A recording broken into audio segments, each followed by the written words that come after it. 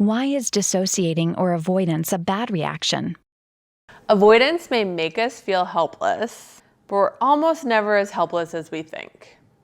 If we can resist avoiding and say, okay, this is a hard problem, I need to think about it. I can't think about it right now, but I can after I settle down and my logical brain has regained control. Then once we calm down, we can face it and we can usually find solutions.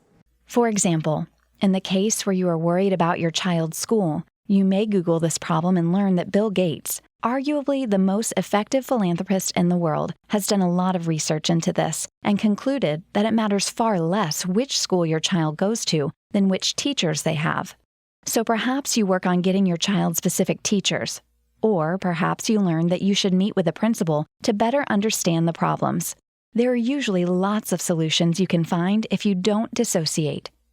But that sounds like work. What happens if I just dissociate? It will keep bugging you. It will weigh on you. In that school example, you'll have this gnawing feeling that you're not a good enough parent. You don't want that.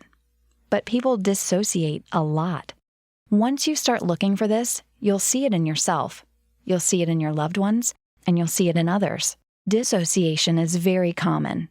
If somebody tells you a truth that you think, that might be true, and it goes against what I believe to be true, you'll dissociate.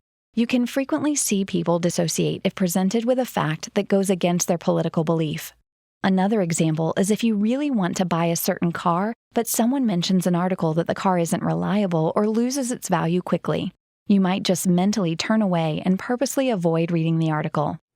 So how do we solve it? The good news is that simply noticing it when it occurs and naming it will help reduce the negative effects.